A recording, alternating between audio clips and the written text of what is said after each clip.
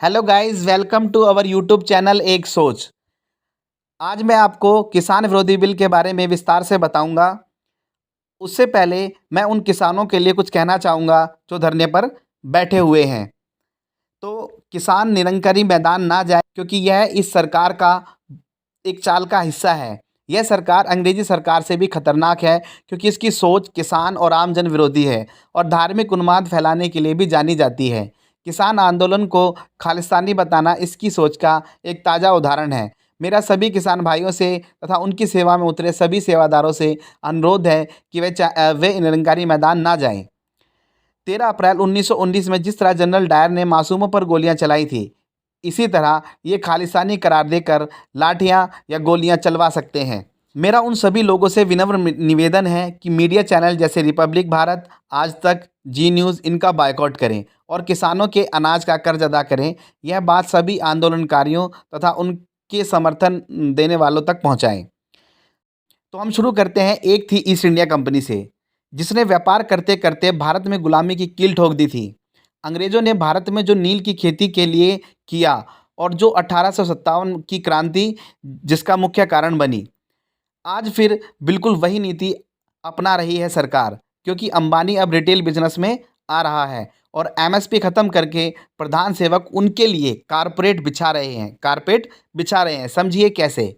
भारत का खुदरा बाजार 12,000 अरब रुपए का है, जिस पर पूंजीपति की आंख गड़ गई है और वो उसे हथियाना चाहता है।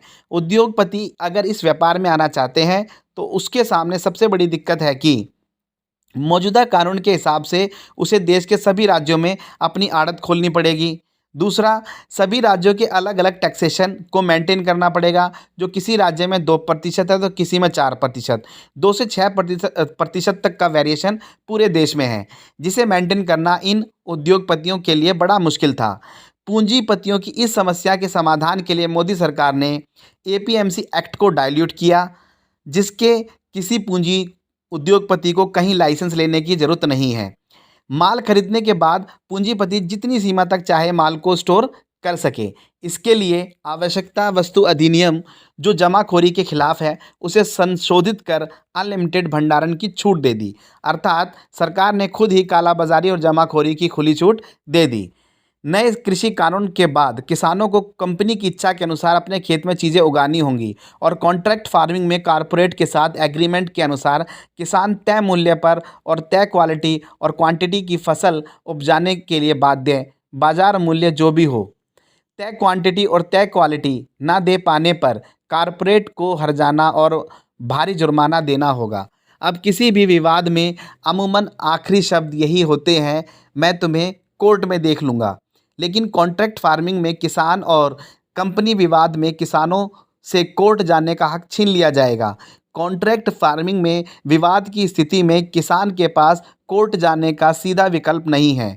विवाद की अपील पहले एसडीएम, फिर डीएम, फिर ट्रिब्यूनल, फिर हाई कोर्ट में की जा सकती है और तब तक किसान खत्म। यह कॉन्ट्रैक्ट फार्मिंग नहीं, यह ईस्ट इंडिया कंपनी है। किसान को धन्ना सेठों का गुलाम बनाने का षड्यंत्र है। जहां तक कहा जा रहा है कि किसान अपनी फसल देश में कहीं भी बेच सकेगा, तो सच जान लीजिए, इस कानून में नया कुछ नहीं है। एमएसपी और हटा दी। किसान तो पहले भी अपनी फसल देश में कहीं भी बेचने के लिए स्वतंत्र था। यदि सरकार कहती है कि इस कानून के तहत किसान कहीं भी अपनी फसल बेच सकता है, सवाल पूछिए सरकार से। पहला, कानून में इस पाबंदी थी क्या? यदि सरकार कहती है कि न्यूनतम समर्थन मूल्य एमएसपी पर खरीद जारी रहेगी, सवाल पूछिए सरकार से कि नए कानून में आपने ऐसा लिखा क्या है। धन्यवाद।